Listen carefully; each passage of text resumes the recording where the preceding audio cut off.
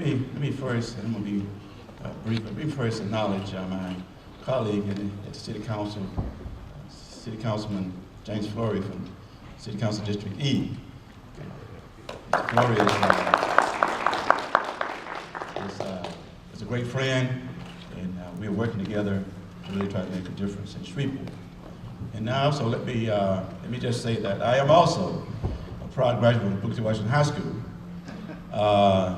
Not only am I a proud graduate of Booker T. Washington High School, but I am the first city councilman, Shreveport city councilman, who graduated from Booker T. Washington High School.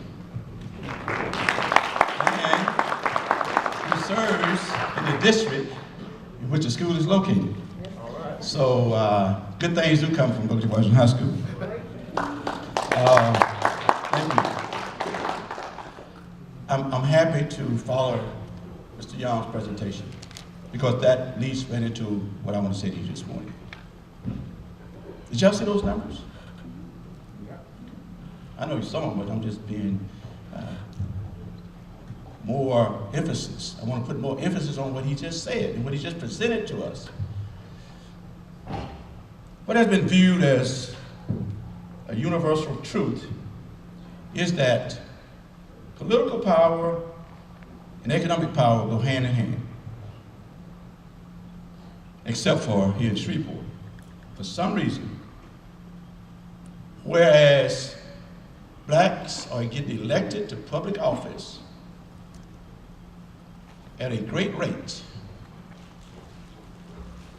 our businesses and our employment statistics are dismal. We are getting elected at great rates, but it is not transitioning or transforming our standard and quality of living. In other cities, that happens. Cities that has transformed from predominantly white to predominantly black has made smooth transitions in some instances to where economic prosperity follows political power. But it hadn't happened here in Shreveport. I remember back in the 1980s and the 1990s when the transitions, we saw the transitions coming forward. And there was hope from the old people that once we started to exercise our political voting power and electing people who look like us, we would assume that somehow that voting and that political power and influence would have an impact on our quality of living and our ability to grow our black businesses and lessen our unemployment statistics. Even in 2015, sadly and unfortunately, that's not happening. In spite of having a fair share program in Shreveport, Louisiana, it's not happening. This Shreveport is in almost another economic boom time.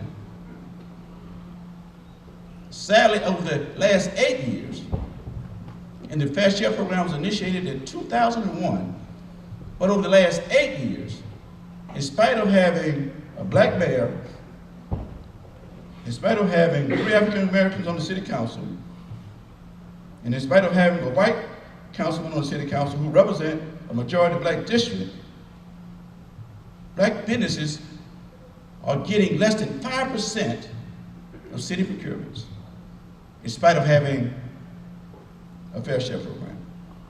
Unemployment among African Americans in Shreveport is higher than ever. You saw the statistics. And underemployment is yet a way of life. White businesses are flourishing.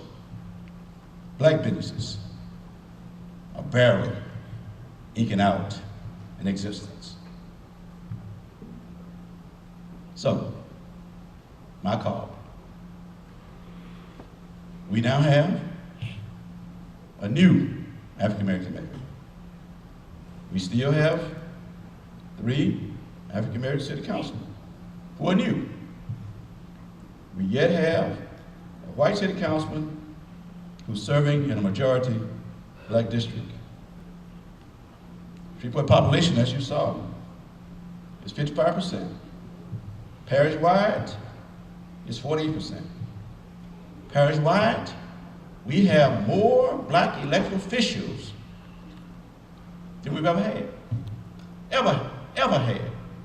And as the city and the parish continue to graduate toward African American population, those numbers will certainly grow. Combined, Caddo Parish School Board, Caddo Parish Commission, and the City of Shreveport estimated over the next 10 years, because of some federal mandated projects in the city. Parish has a bond issue up right now, the Caddo Parish School Board, for $108 million to build new schools. Parish Commission is primed to do expansions within the Caddo Parish. So in the next 10 years, it is projected that $1 billion in spending would be exercised from these entities. 10 years, $1 billion. Yet blacks at the current rate is only getting 5%. Mr. Young made this presentation at our city council meeting on last week. Mr. Young made this presentation in city council chambers on last week. And I told the council then that we cannot continue to allow the majority of this city, the majority population of this city, to be its poorest citizens. That cannot continue to happen. That cannot continue to happen. So, we have the population, we have the elected officials, we have the political power. The next frontier for African Americans in Shreveport, Louisiana, the next frontier is economic empowerment. We're gonna have to, all the things that you heard this morning would have to come from our ability to become more plugged into the economic mainstream of Shreveport and Caddo Parish. It's incumbent upon me, it's incumbent upon all of us, every leader in this room, to lay aside whatever has been impeding us to come together and lay out a plan, a progressive plan that would help black businesses, that would help black unemployment go down and black business participation in procurements to come up. Kevin Young has pledged that we're going to do an economic study to show the economic impact, not administering the Fair Share program properly, the economic impact it is having on the city. And if we did administer it properly, the economic impact it would have on creating new jobs, new businesses, and that the black quality of life would rise. We got to do that. We got to do it, and I'm calling today that all hands be on deck. I'm going to look for all sectors of the Shreveport leadership to come on board. The NAACP, the African American Chamber of Commerce, the Minority Contractors Association, MSI, our faith community, black professionals, fraternities, sororities. We all have a stake, we all have an obligation to help make this happen. Whereas you may think you're living a nice quality standard of life, the statistics tell us that black Shreveport is not. We all have to take responsibility to make that improvement. Now, if we fail, my final statement, as of me speaking now, the majority population of this city is the poorest citizens in Shreveport.